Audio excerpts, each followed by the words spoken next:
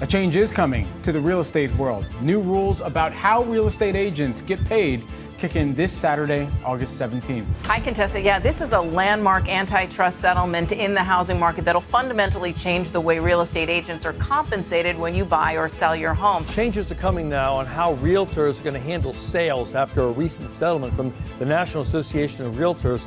A seismic shift in the way homes are bought and sold is happening August 17th. There's some new rules that are about to kick in, rules that are going to change the real estate landscape for both buyers and sellers. Realtors are bracing for the biggest shakeup in their business in decades. In fact, starting this Saturday, new rules are set to upend the long-standing process around who pays real estate agents and how much. All of this is happening. This big change is coming, and this has to do with commissions. Antitrust authorities forced the National Association of Realtors to loosen its grip on agent commissions, meaning that standard 6% commission is effectively over. There is a lot of confusion about what these changes mean. Proponents of the new rules say it's going to make it easier to negotiate lower commissions.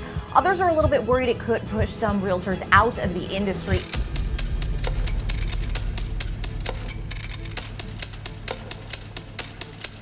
Welcome. You are in the news.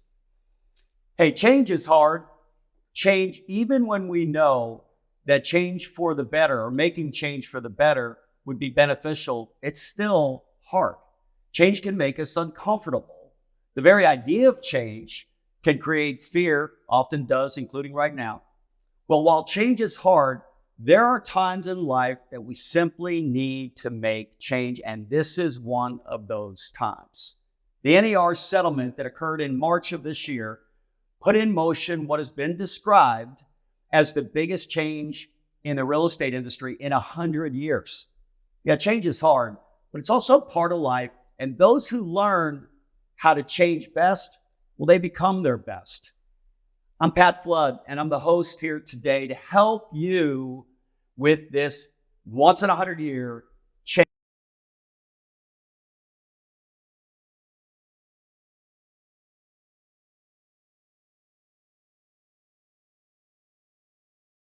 Officer of Keller Williams, the Rawls Group here in Atlanta, Georgia, one of the largest real estate groups in the Southeast. We also have pinch hitting out of the transfer portal, Cheryl King with Thomas & Brown, who is the director of the firm's Real Smart Georgia Real Estate Education. So she's replacing Ned Blumenthal, who had to go to Athens to be in court today. But we're really, really, really blessed to have Cheryl because she's done dozens and dozens of these classes, and to the extent that she's actually fielded hundreds and hundreds and hundreds of questions. Any question's a good one, and we'll be able to field them here for you today. We're here today to offer you the very best information we can because we really want to help you to navigate the changes that all of us, and Frank, all of our folks here at Supreme are watching today. Why? Because this change doesn't only affect you as realtors, but it affects buyers and sellers and ultimately then the finance industry as well. So welcome to both of you. You ready to roll? Absolutely. All right, let's see if we can't help a little bit with this change. There was an article this past week that suggested that this is the biggest shakeup in a century to hit real estate agents. And it also was talking a little bit about how people are preparing. With that in mind, I thought we would get to the basis of what's really going on, which is first things first. What are the three things that have changed as of August 17th? These are the three things that have changed. Listings can no longer disclose cooperative compensation, those that are realtor-owned MLSs, to the buyer side of the transaction. So that's changed. Before buyer's agents can show property to a buyer, buyer's agent must agree with the buyer on commissions up front, so prior to showing. And the third thing that's not often reported, and I'll get Cheryl to opine on this here in just a minute, is the liability $418 million settlement that took place with some of the largest real estate firms in America. Well, it's now shifting, for the most part, to you as an individual operator in the business. And if you want to know somebody else's advice on this topic, Gary Keller last week suggested that just remember, real estate agents got a pass on the first one, almost $1 billion was paid on your behalf. The second one, you won't get a pass. Just be aware of that. The next time, if you violate the law, you're on your own. Of course, there are new guidelines, and we want to make sure that you understand them. So those are the three things that have changed. What hasn't changed? It's just as important to understand this list. And this is still about home buyers and home sellers in America, people wanting to buy homes and people want to sell homes. So what do home buyers want and need prior to this change? Well, they want to find and consummate a contract, buyers do, on the house that fits their needs. They want to minimize the transaction's risk and the cost of the transaction. And they want to get their experience to be a really good customer experience. That's not changed. None of that is affected by what's just taken place. Home sellers, it's really simple. One, they want to sell their home. Two, they want to minimize the transaction's risk. And three, they want to maximize the net proceeds. That calculation about how much are they going to sell the home, and after all the costs that they pay and leave the transaction, how much did they actually make? So those things have not changed. What else hasn't changed? I'm just making this assumption on your part. Your buyer's agent or seller's agent out in the audience today, you want to represent buyers, you want to represent sellers, and you want to continue to get paid fairly for your work. That's what's changed and what hasn't changed. Agree? Absolutely. Right. So let's talk now and let's move to what's next on our agenda to discuss. And these are some facts. And I want to remind you this because these kinds of changes, they can first make you afraid and then you kind of lose sight of what really matters. And I don't want you to, please, because I think that this is actually a big deal.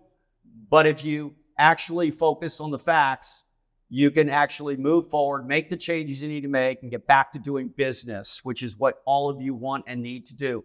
89% of all the real estate transactions in America last year were represented by agents in the business. So buyers and sellers have agreed they need people that are experts, professionals, service people to represent them. So you're not out of a job, independent of what the media might be wanting to allude to.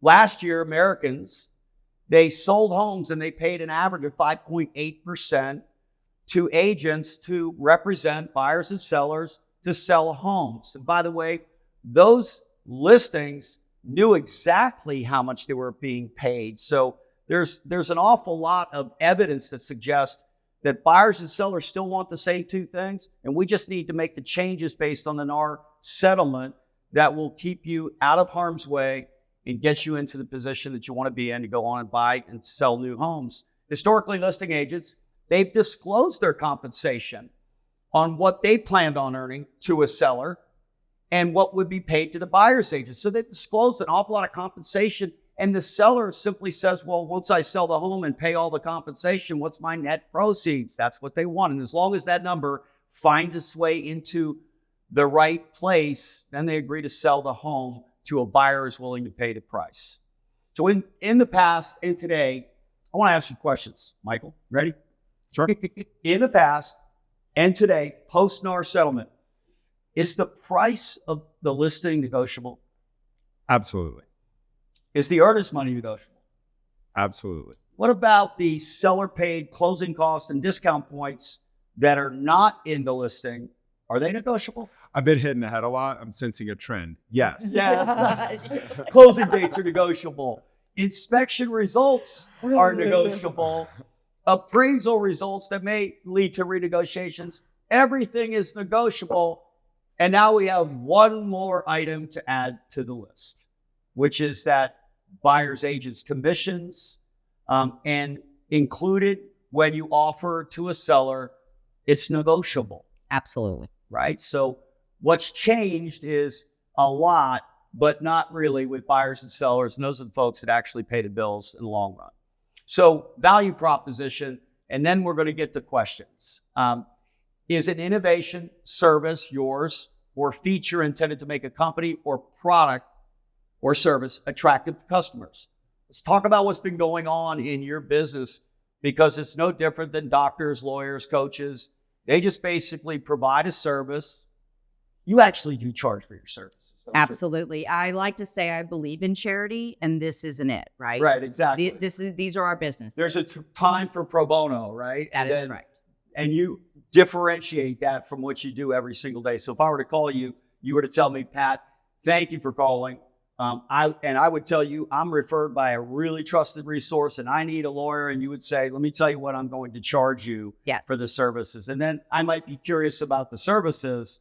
We'll get to that in just a second. So for years and years and years, listing agents have gone to sellers when asked to come and represent them to sell a home. And what they've done is they've brought all the market comparables. You all do this. You then share your value proposition. You have the best photographer. You might even have a drone now, right? As time has gone on to showcase the property. You do staging, and you might recommend repairs that sellers can make so they can maximize their proceeds, which is what they want to do. You do marketing and videos, all these things, and then you calculate the net proceeds to the seller. But last and not least, before you leave, you put in front of a seller that this is my compensation agreement. Please sign it so we can get to work. Absolutely. On the front, on page 1. That's it. On the buyer side, because it wasn't required in the same way, there simply hasn't been a defined value proposition that buyers may be asking about when you disclose your compensation going forward. And that's really at the crux of what we need to get to work on. But let's do this. Let's ask some questions. How about that? Last time we met, we asked all of you, knowing that we were coming back, to send in some questions. We met with Cheryl and with Michael, and we talked through the questions that we thought were probably the very best ones to respond to.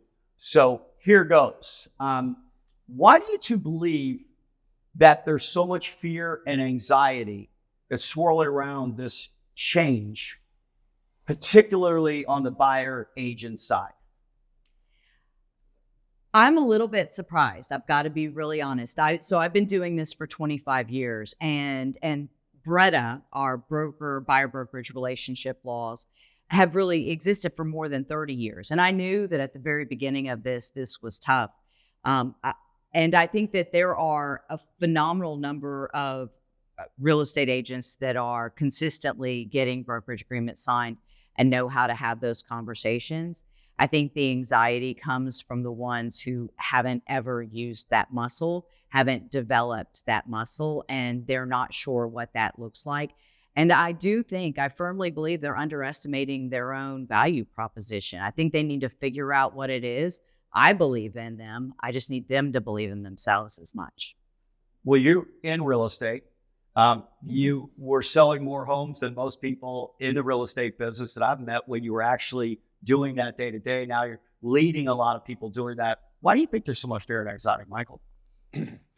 If I were to walk across this room and then I were to come back and then I were to close my eyes, walk across this room, you would see two different approaches to walking across this room. Mm-hmm. And it's just the fear of the unknown, right? It's what I cannot see. It's what I don't understand. It's what I'm not clear, simple, and certain about that will come in the future. And as a human species, we react to that with a certain fear, right? And that's what this is. It's just the fear of the unknown. It's what does it look like in the future? And I don't know. And so some people respond to that with fear. Yeah. So again, we talked about what won't change, what hasn't changed.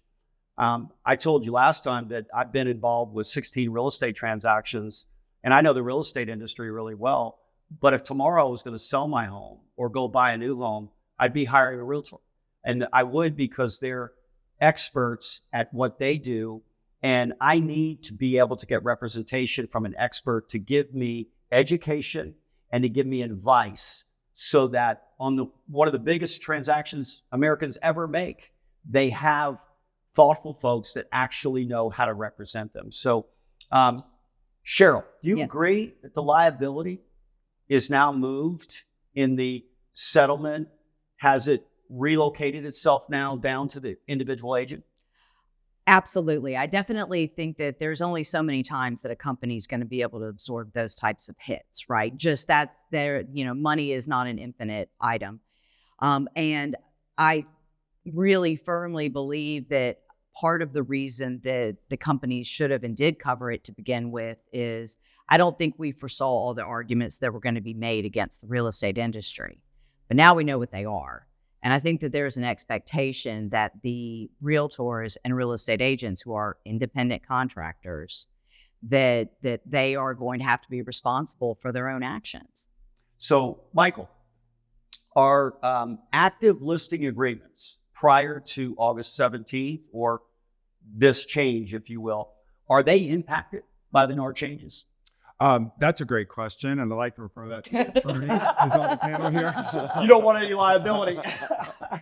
And Great volley. And the reason to give things over to the attorney is because you could argue this either way. There's nothing that absolutely positively says this is what the rule needs to be. And I didn't want real estate agents to have to redo all of their brokerage agreements. We did try and get them out there as early as possible so that a lot of them would already be under contract and potentially closed by the time the settlement came in. But I did have conversations with Seth Wiseman. What I wanted is for the lawyers to be saying the same thing, because you may not like what we say, but you want to at least hear one voice and one answer on that. And my argument was that sellers are already in a contract with their agents, and buyers too, and I don't think you can change the deal on them. Seth's answer was easier and shorter. Yes, I don't think they have to redo it. So the existing agreements are absolutely fine as they are.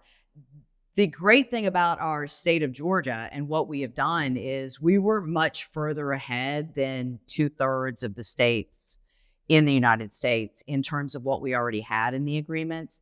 And the only thing I would say is if you have an agreement that expires and you're going to extend it, I would extend it by signing the newest version of the agreement. Gotcha. Yeah, the other piece of this, Pat, is when you think about a listing agreement, you have spelled out what the comp is. You have spelled out if there is cooperative compensation. And as Cheryl mentioned, our forms are way out in front of a lot of states. So you're already getting the seller's agreement to pay that or not. And so really the only change is it's not available publicly in Realtor-owned MLSs, right? So you're just taking that out of the Realtor-owned MLS. You're not changing your agreement with the seller. Got it. So that was one of the questions that you all asked. Another one that you asked is if you list a home and you host an open house and there's buyers coming through, in order for them to see the house, do you have to have some type of buyer's agreement with them? The simple answer is that the agent who is sitting there at the open house represents the seller and represents the property. And this has been a topic of discussion. I know you've seen it all across the country, and because there was this fear. There were states saying that as the buyers walked in, you had to have them sign something at the door, which, by the way, you would never be able to get me to do. Please hand me something I've never read and tell me I need it to step through the right threshold. now without legal counsel telling you what you're signing. That should go over really, really very well. And the other thing we have to remember in the state of Georgia is that these listings belong to the brokerage, which means that any agent within that brokerage could be at that open house. Now, they may be looking for, as many of them are, potentially unrepresented buyers who are there and looking for properties generally. The only thing that I have said, and you may speak to some of the types of services that are out there, the concerns that I have are the ones where you have a listing agent with a listing who is using an agent who is in no way affiliated with their own brokerage to be at that open house. And I think that that is extremely problematic. And it's my understanding that there are some companies out there that were offering that type of service. Well, it's a violation of policy. So if go. they're doing that, you're representing a seller that you're a brokerage nor you represent, right? So that is a policy that you should not be doing.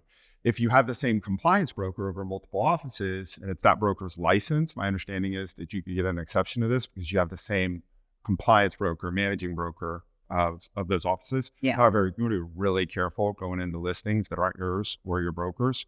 I wouldn't, and representing the seller. Yeah. I've just told people, keep it in-house, keep it within your brokerage, and you have absolutely no discussions or complications. Now, I have your phone number, Cheryl, and with all the questions that are out there today, I bet I can market it for an awful lot of money right now, right? I specifically, I know, well, the ones that don't have it now just DM me on Facebook. Got it. So, yeah. Well, there's an awful lot of that out there right now as well, right? And we talked earlier before we came on that there's also a lot of misinformation that's out. It is two things about that. Number one, absolutely, positively, yes. I've always found some of the nationwide, whether it's Reddit or Facebook mastermind groups or whatever they are, as a lawyer, they drive me insane, which means my husband will text me pictures of them periodically just to fire me up. And it is because someone will ask a question, not even tell you what state they're in, and then agents from 50 different states will give answers, all with the certainty of a lawyer who is speaking for their state. And what you find out there is really, really bad information. The other thing that I don't think we discussed in our other work is there was something that I posted out, and it came from a couple of the other brokers, is that there has been discussion of whether or not real estate agents should remain members of those Facebook groups, because the discussions on those Facebook groups that involve different brokerages could be seen as collusion, and being a member of that group could be problematic. Yes, I'm going to read something to both of you that was in an Inman article this week. That doesn't make it true. Right. But I just want you to try it out with me and all of you as well. So the Department of Justice has previously indicated that it does not want to see offers of compensation from a listing broker made to a buyer broker anywhere. And what we did with our forms is give the seller the choice. Which way do you want to do it? The questions that I've gotten, and I don't know what questions you've received, is which way should we do it? My primary answer is whatever way the seller wants you to, because it is a distinction often without a difference. But when I have those conversations, I speak as if I were the seller. And if I were the seller, I would want the compensation to be direct and not cooperative, not running through the seller's broker, for a number of reasons that involve more money in my pocket at the end of the day, depending upon the circumstances. Yeah. I feel like whatever way the seller, I agree with Cheryl, whatever way the seller wants to do it, you explain to them. We talked about this at the beginning. Agents need to become more client focused. Start thinking about your client. Start thinking about the seller. Start thinking about the buyer, whichever is your client, and focus your time and energy and your vocabulary and your business practices in that direction, and you'll win. Yeah. They want our help. 89% right now are choosing to work with us. How do we improve the experience that they have while they are? You know, when we shared earlier that last year, 90%, roughly right, of Americans who sold homes had representation, and there were buyer brokerage agents on those. Mm-hmm. And the listing transaction basically disclosed to the seller that commissions were just under 6% on average. Right. And sellers gladly signed those. Once they were disclosed the compensation, they knew what you were going to be doing, what services you were going to be providing for me. So when I heard this news first came out, my first thought was, I've bought 16 homes, and I've never had anyone tell me as a buyer's agent how much they're going to get paid. No one was avoiding disclosing. I didn't ever believe it that way. Right. But then I thought, the last 100 buyers we just closed here at Supreme, if I brought them in and asked them, did your buyer's broker's agent get paid? The answer would probably be, I don't know. I guess so. Maybe. These are just really nice people. They do this for free, right? I mean, of course they had to get paid, right? Well, I mean, but that's part of what the 2020 NAR DOJ settlement was. Buyer's agents, to the extent that there was any conversations about compensation, there was widespread discussion of it's free. And it's not. It's not free. First of all, the buyer pays all of the money at the closing, regardless. I mean, it flows through different sources. We pay some too. It is certainly... There are days, right? Yep. So, but you know, there to the extent that there was any discussion, it was that these services are free. And I always thought that undersold the value of it. No one appreciates what they get for free. No one does. They always think that there's less when it's free, right? Exactly. They're looking for the hang up. My only point is that sellers, we talked about this the other day, they listed for 6%. They sold their homes when they found a buyer who met their net proceed need, okay, and the terms of the contract, which are all negotiable.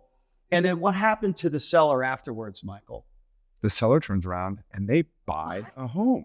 And they now know what commissions are roughly, right? It represented And by they a still don't know professional. how their buyer's agent got paid.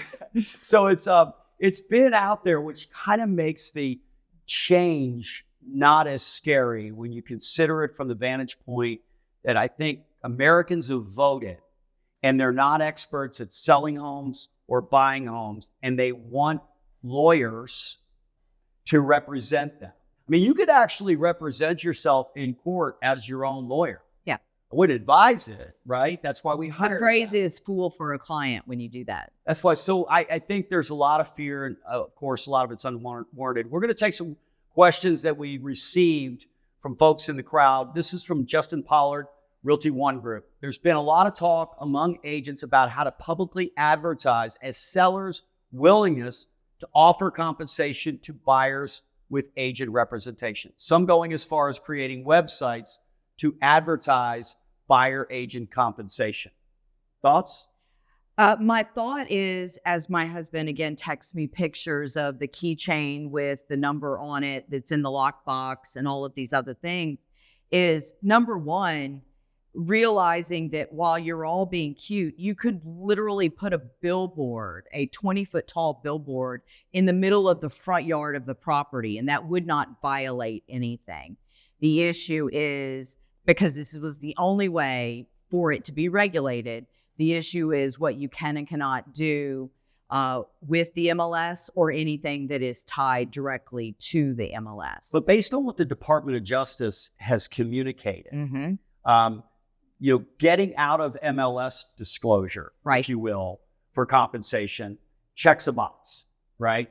But does it check the box of I'm not carrying any liability, or we don't know that yet?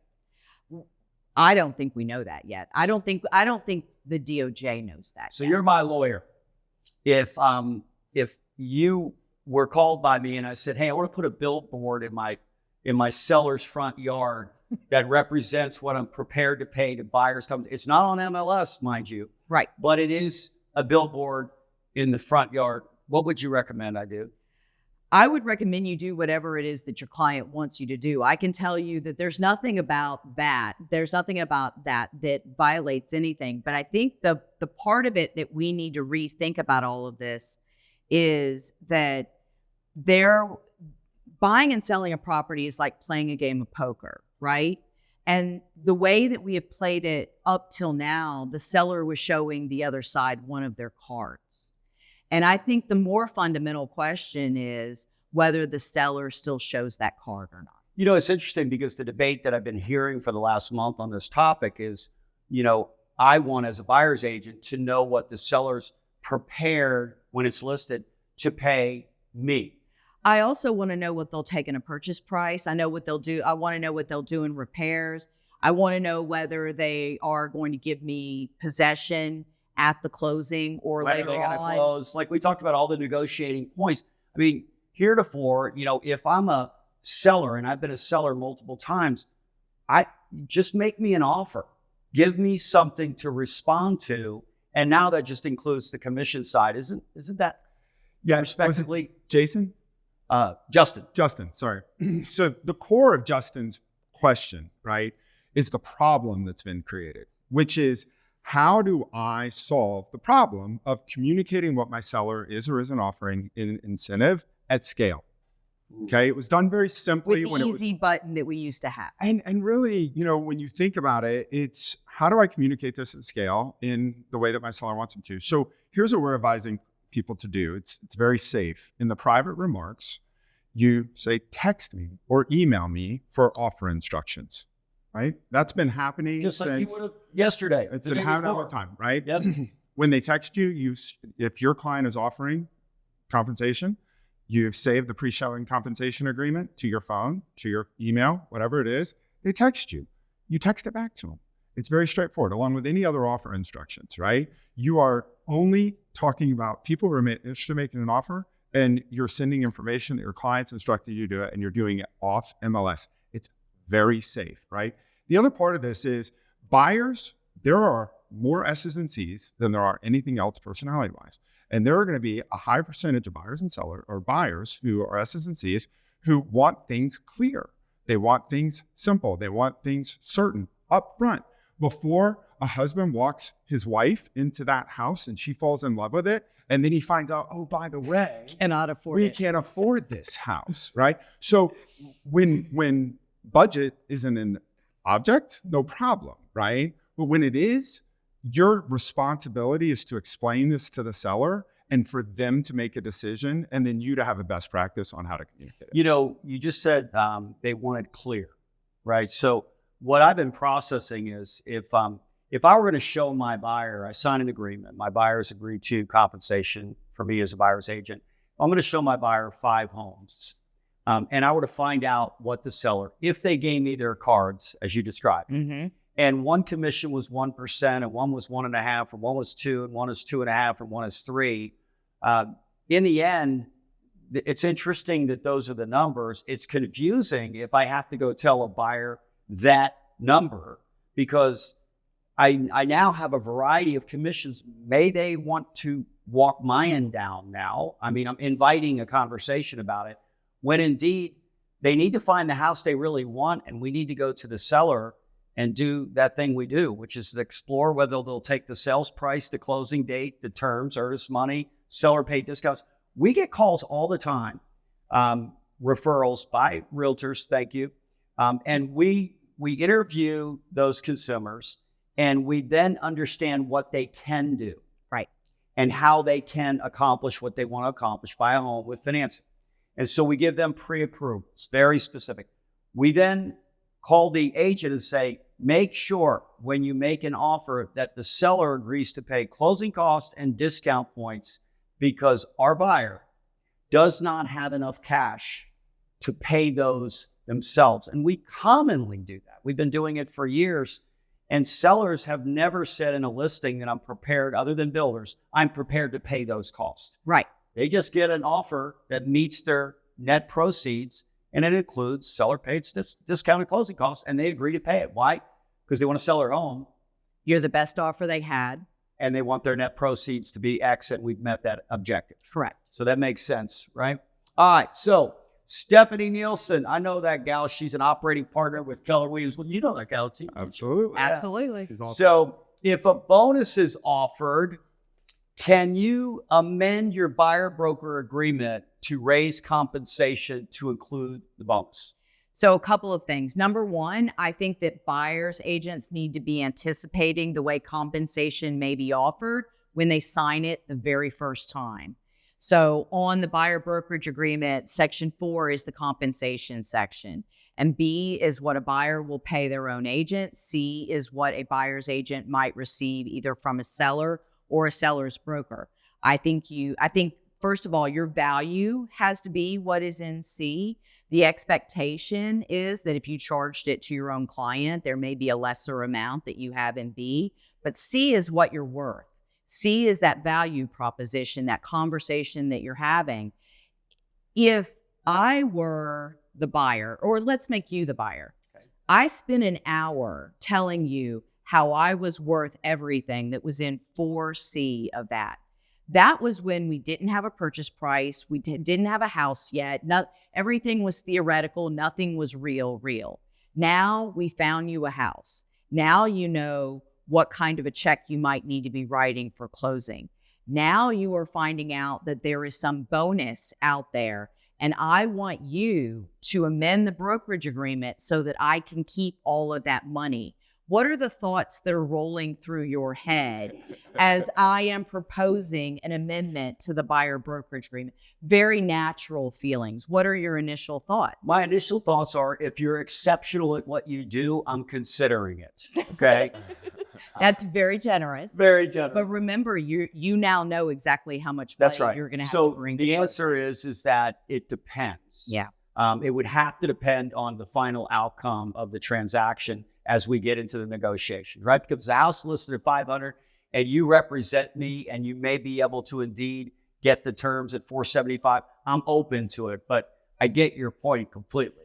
I think a very common response may be, well, why shouldn't we at least split it? Yep. Yeah. Something. A negotiation. Something very again, we're back to negotiating. Not antagonistic, but very natural. And And I think and it gets difficult to split it, right? Because the only way for a buyer's agent to give it to the buyer is to do a buyer credit at closing, which is going to be subject to lender approval. And there's not consistent answers on that.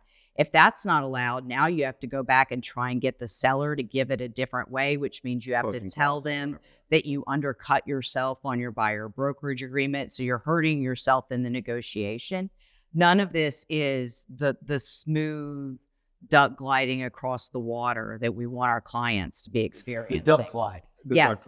Without the, now they're seeing the paddle like hell underneath, right? So here's, and this is a great question Stephanie asked. And one thing for all agents to understand is the cap amount you are able to make on any transaction involving that buyer is that number or percentage that is in that BBA. Correct. So that's where it comes up is, oh, do we amend, right? There's agents out there that are putting 0. There's agents out there that are putting 1 or whatever, right? And if they were actually paid that, they wouldn't be super excited about it. I agree. And the prior version of the form and where some of this question comes from is up until June 30th, the buyer brokerage agreement said in the B, what I call the blah, blah, blah section that no one reads, the B section of it said, and I can get any bonuses that are out there. That's one of the fundamental changes that came with the settlement is your client has to agree as to exactly how much money you can make and who you are making it from. And so you can't just collect, you cannot use the other section of the buyer brokerage to write and any bonuses or whatever the seller offers to pay me. Everyone needs to be very careful in making sure that they're putting, to his point, numbers in there. It has to have a cap, even if it's a bonus or additional. Yes. Yeah. All right, Stephanie, you got your answer now. So let's take one more question that was advanced to us prior to today, and then we're going to open up the chat room for some questions for you all to come in based on the conversation that you've heard so far. I'm sure you've got plenty of questions out there. So this is from Robbie Whitmore with Castelli Real Estate in Fort Lauderdale, Florida, my hometown. Can the buyer broker fee be financed? I think you have to answer that question, right? Thank you. I was asked this immediately upon the March event when this thing came up initially by a good friend, Jim Alexander, as a team leader here in Atlanta with Keller Williams. And my response was, Jim, we've been financing the buyer's broker's fee forever. And he said, what do you mean? I said, well, it's embedded in the contract, the seller's paying it, but really the buyer's paying it and through the financing that's actually been done. If the question is, can it be segmented and we finance it outside the transaction, separate aside from the transaction? The answer is no, we can't. At this stage, financing that we provide on behalf of Fannie Mae, FHA, VA, and otherwise is only for the property itself and the cost, typical and customary cost of the transaction, which includes seller paid, potentially discount and closing costs, and as well commissions, which are considered customary at this point. So to the extent that the answer is we already do, we already do. And we have for, well, throughout the history of our industry and the real estate industry as well. Well, and I think the question comes up because with VA in particular, it's the one loan program where you can finance the purchase price and then finance a separate fee over and above that, which is the VA funding fee. So I think that's where the question and the confusion came in. There have also been some posts online intimating that Fannie and Freddie and FHA might change their mind and allow that to be financed over and above the purchase price. Your thought on that? Yeah, so right now, because I've talked to Doug Duncan, who's the chief economist at Fannie Mae, they're not probing concerned about this today. Right. In the event it goes down the road and becomes political, we may see that change because housing is such a big part of the American economy.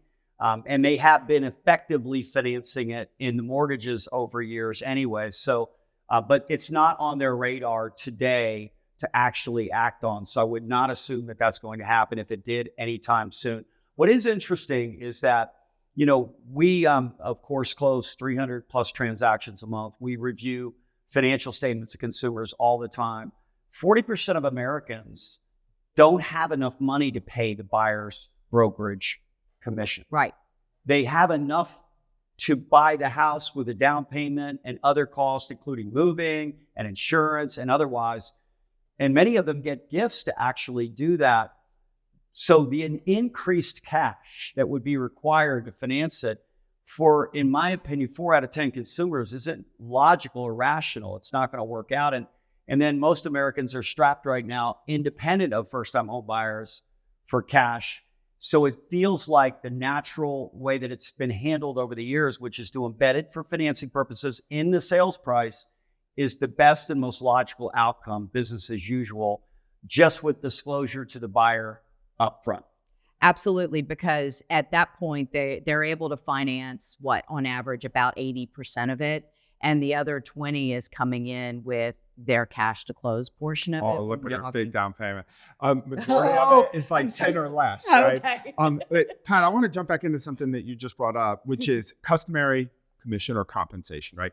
So that has been financed in as part of the transaction since you got into the business. Yep. Right? Yep. And it will continue to be, right? I believe it is. So for agents that are hearing this and they're hearing, oh my gosh, the consumer doesn't have enough to pay my commission. Yes, they do. They do. Right? Yes. Provided that it is included in the transaction and not an extra X that they have to come up with in cash outside the transaction. On this topic, I've had other folks, notable realtor, leaders, owners, ask me the question, will that affect the appraisal? Right. And what everyone needs to understand is all the appraisals that have been done up until this moment include, for the most part, 5.8% commissions embedded in the transaction. So when comparables are evaluated, assume that there's a 5.8% commission that was included in that comparable appraised value. So if it doesn't change materially, that is that we finance the buyer broker commissions in the transaction, then appraisal should effectively not be impacted otherwise by what's going on here. Now, they'll be impacted, like always, by market conditions up or down, but they won't be impacted per se by specifically transaction by transaction, whether or not the buyer broker compensation is actually embedded in the contract. All right, so let's take some questions. Rapid fire. Can I terminate a BBA if the buyer is being unreasonable?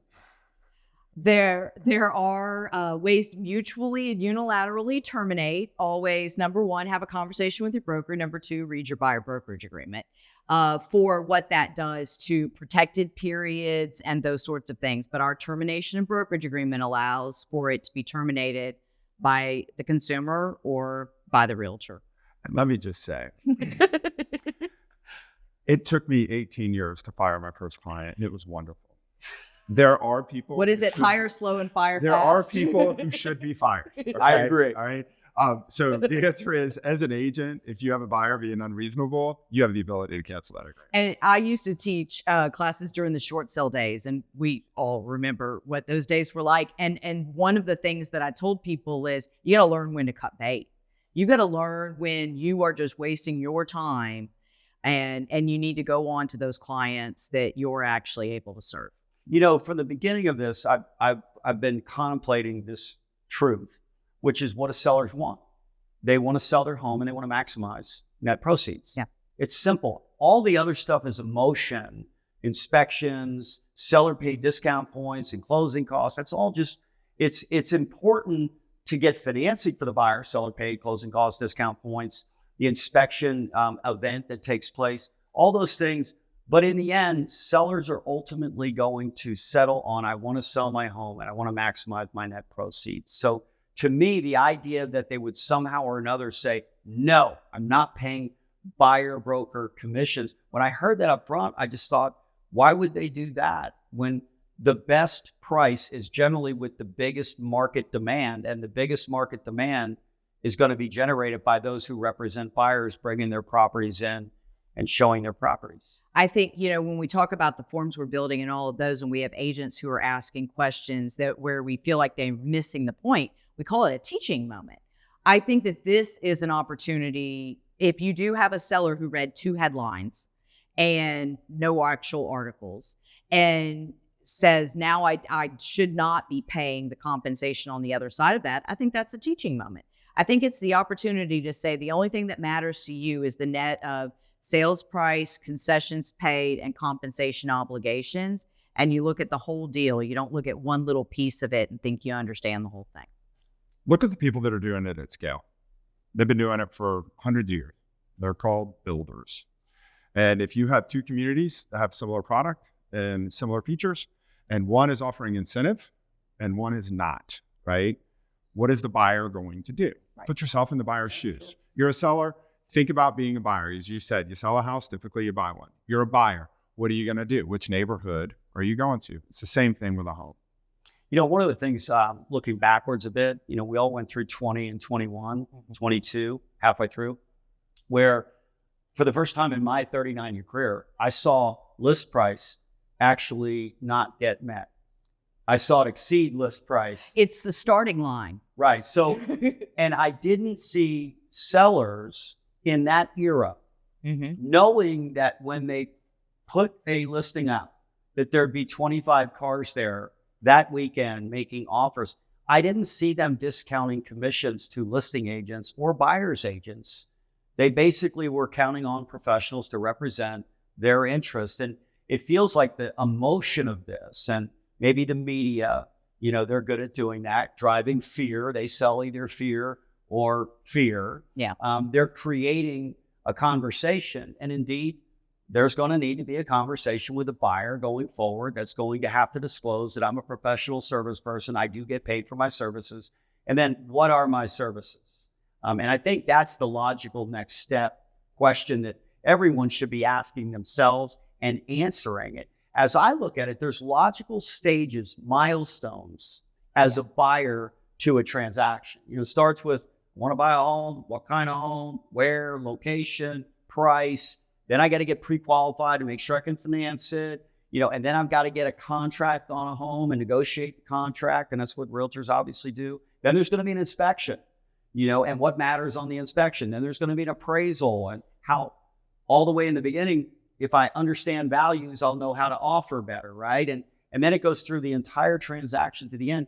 And I've always seen realtors as they're educators, step by step, milestone by milestone, and they're advisors. Right.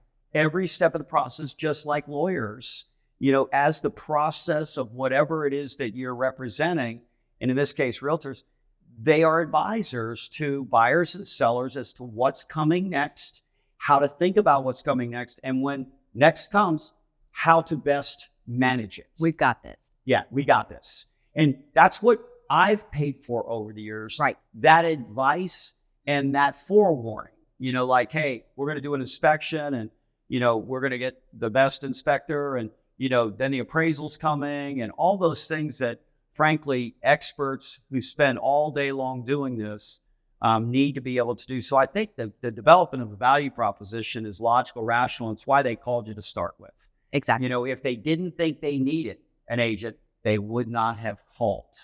So this really is just... Well, and how many industries that you just described are willing, as a professional, to get paid at the end once the goal is accomplished and the client is satisfied with meeting their objective and we won, right? I don't know any other industries that do it. No. Right? Mm-hmm. So I'm going to jump in the game with you over the course of the next 3, 6, 9, 12 months, 2 years. And you're going to tell me what it is you want, right? And when I deliver that, I get paid, and not until then, right? Switch over to by the hour. Right? And how does that work out? You know, and the other thing is, as I've heard about this, maybe the commissions are too high. I'm like, well, you know what? When people work holidays, weekends, nights, Sundays. When we say TGIF and they are just getting started. That's right. Exactly. You know, which is, it's time and a half at minimum. And based on inflation, those rates are really high today, right? So I just think it's, there's a lot of change that people on the buyer side have to make. And I think you have to trust your capabilities, the companies that you work for, the training that you get, and just really develop that conversation with the buyer about, this is what I actually do for you. I educate you every step along the way. And then I give you counsel when things come up to have counsel. Let's get another question from the audience if we could. Should agents possibly also just steer clear of even trying to publicly advertise outside the MLS? I think that you should be advertising in any way that gets the property sold. In terms of locations and everything else, I think you need to make sure that I see every day violations of Georgia's license law requirements with regard to advertising and what needs to be included. I do see advertisements that are probably problematic from a fair housing standpoint. But I think you publicize it every way that gets it sold, right? 100%. Look, you can do anything on site. Yeah. You can do anything through your website. You can do anything, and I say anything, relative to cooperative compensation. Right. Through your broker's website, right? Yeah. So once you look at those things, I will tell you the thing with the broker's website, there's going to be accountability from the agent and the broker to make sure that information is accurate. If I'm a buyer's agent and I'm going to look at a property and I go to that broker's website and I see that it's 3% and oh my gosh, they just dropped the price 50 grand too. Well, guess what? Pursuant to that price drop, the seller said, I'm only pre-offering cooperative compensation 2.5% at that new price. Yeah. I go to the broker's website, I see 3, I go show the property, I write the offer, and then all of a sudden, oh, I'm at 2.5. Who do you think I'm going to be upset with? I'm going to be upset with that broker, and I'm going to be upset with that agent, right? So on the broker website thing, vet it, be careful, right? Your website, easy. And then obviously anything on site with the property is totally safe. You know, most people, they already live in a noisy world and they have a lot of noise in their life. They've got too much to do already, full-time life. Right? I hire experts to reduce the number of things I have to think about or do. That's right. Like this weekend, Lisa and I, we babysat for my 5-year-old grandson and my 3-year-old grandson. And I was exhausted from work that week. And then I got totally exhausted, needed a vacation after 2 days. I love those little guys, but people have busy lives. Yeah. And why people would actually pay for service providers is because they have busy lives and they want to make sure that what they're doing, biggest investment of their lifetime as a buyer, that they want to make sure they have an expert to actually lead them on the journey. Yeah. It's not really that complicated. They need somebody to guide them. You had a question up there that I just looked at from Jennifer Weisberg that I think, there it is. If we are doing a preview for a buyer and filming for them, not on a video call, do we need the BBA signed before we can send that video to them? So the NAR guidance on this is you need a buyer brokerage agreement before you begin to work with. And those are the magic words. And it gives definitions of the different things that are working with. So I think in terms of the video that they were talking about, I think if you're at the point where you're identifying potential property for them, that falls under the definition of working with. Okay. Are we saying showing like a virtual tour? Maybe so. I think let's that's look at the question. Yeah. Sorry. Oh boy, that's a fun question. Well, where's the previous question? Okay, we want the other one now. I want to come back to that. Well, we're going back to it. Your eyes got so wide. Yeah. There was one about previewing. Do we have the buyer brokerage agreement? It was Jennifer Weisberg's question. There we go. Yeah, there it is. Thank you, Todd. Before we send that video, so we are doing a preview for a buyer and filming for them. My understanding is if you're showing a buyer in person or virtually, correct. I think that borders on the virtual showing line. If you're recording it to them and sending it to them, I think you're probably there. So I wouldn't push that. I mean, if you were the listing agent or the listing agent the listing is with your brokerage, I think you can record videos all day long and send it to people who could have just as easily walked in to an open house. But if you're not representing that property and you're videoing it for a buyer, I think that falls under the definition of working with. So Cheryl, you're quite familiar, and Michael, I know you are too, with law. And even though this is not law, it's a agreement. It's a settlement agreement. It's a settlement agreement. But assume it kind of feels like a law at this point. The best one we have, right? Guidance given. I was thinking more like the sword of Damocles, but you do you. But there's two parts of it. There's the actual law, and then there's the spirit of the law, right? And what is the spirit of the law here?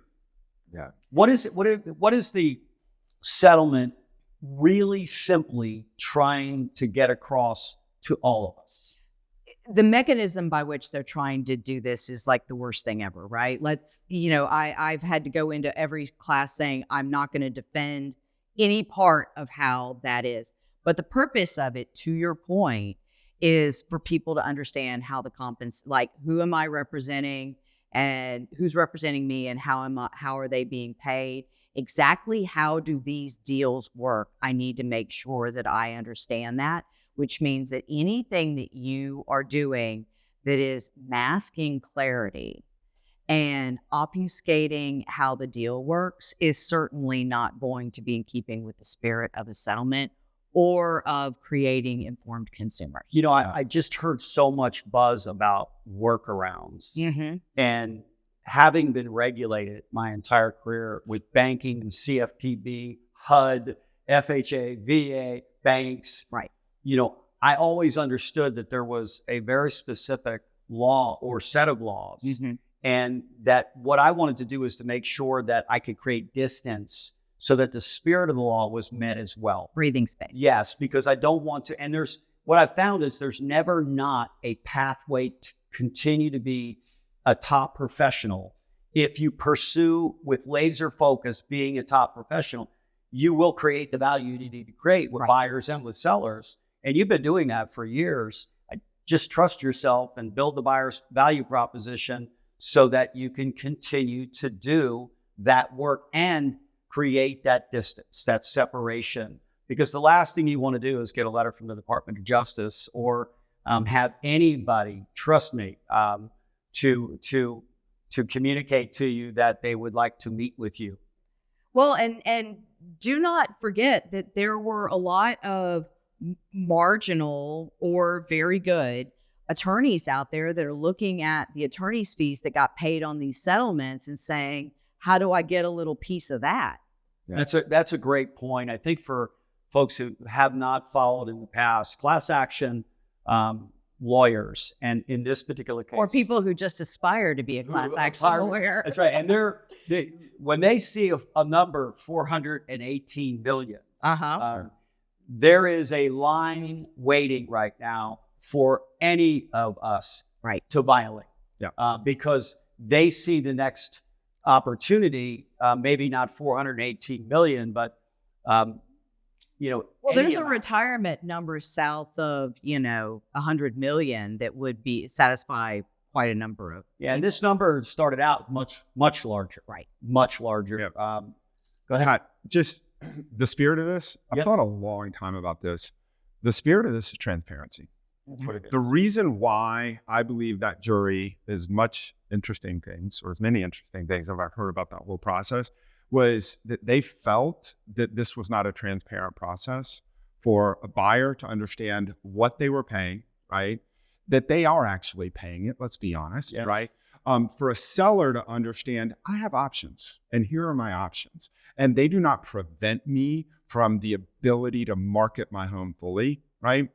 From a public standpoint. Now, there are buyers who may or may not want to see my house based off of what I decide. And that could be price, that could be concessions, that could be any number of things, right? But that transparency is really the spirit of this. So if you feel like somehow you're trying to dodge or work around being transparent, stop, because you're in violation of this in some way, probably. You said something really important here. The seller doesn't pay these, has not in the past. The buyer pays it through financing. And cash. And cash. So to the extent that that's actually been happening, it's been the practice. Your services are valuable. And I think that's the part that really you have to leave with, which is to know that what you do, the time you invest, the education in the journey of a home buyer, and the counsel that you offer along the way for buyers, that helps them avoid risk and helps them get what they ultimately want, which is to buy the home they want, including negotiations and everything else that goes along. I think that's what the focus, the spirit really that we all need to take away.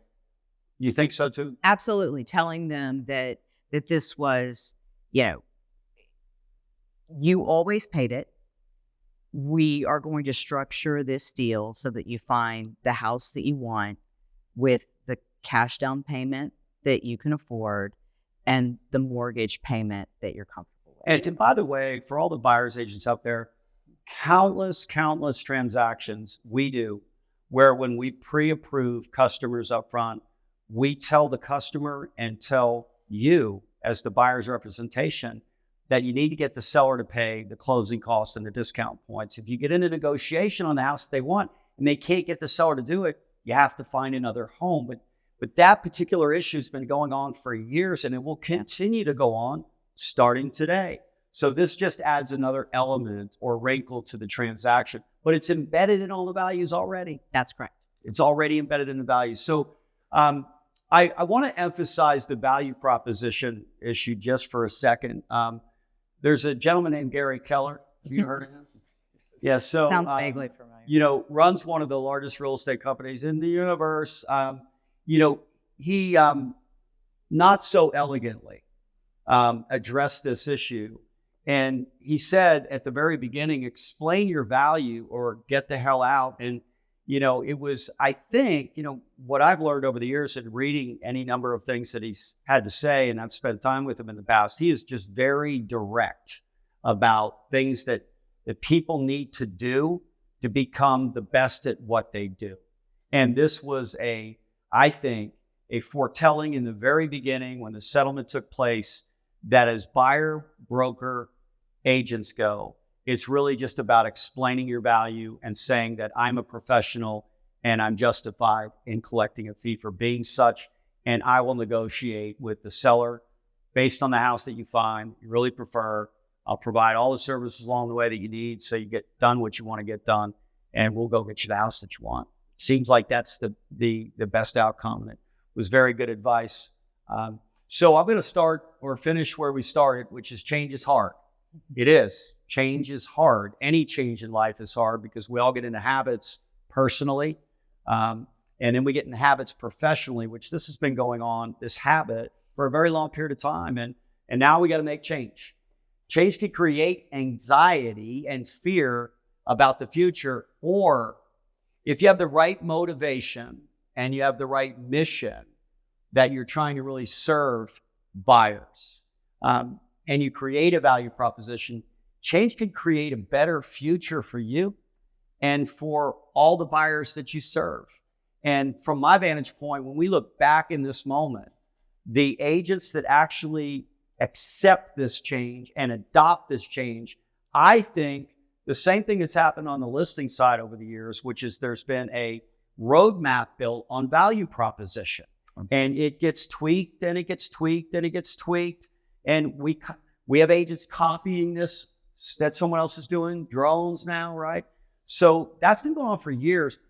We just got to get started on the buyer side. Right. And what we've been doing, I joke with people all the time, I watch Bahamas Life and I watch Mexico Life. I love the beach. I grew up at the beach.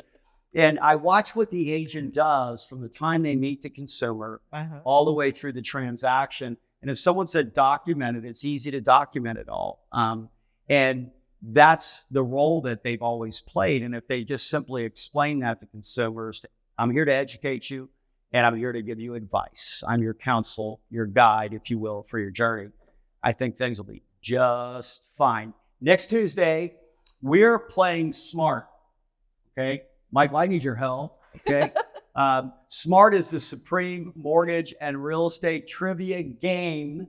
And since we can't, because we have a lawyer here today, we can't pay the winner's compensation. What we can do is we can make charitable donations. And here's what I'm planning on doing in the spirit of this change. Okay.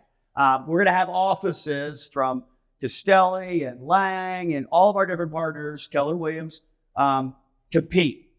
Okay. And you basically go to the office, you'll sign up, bring you lunch. And we're going to be asking a number of questions based on today's program to make sure that you retain what you need to retain so you can execute well going forward. And we're going to pay the office that is the winner in our trivia game $5,000. And you'll agree as a group to donate it to your favorite charity. And then we'll have 5 individuals that place at the top, and we'll give them $1,000 a piece. So it'll be $10,000. We'll make the world a better place. And you also will ensure yourselves and your buyers that you are equipped to be able to do the very best work here as we make this change in our industry. Hey, I want to thank Michael, you, and I want to thank Cheryl, both of you, for being here today and for sharing your education and your wisdom and counsel with all of us. So thank you for being here. God bless all of you.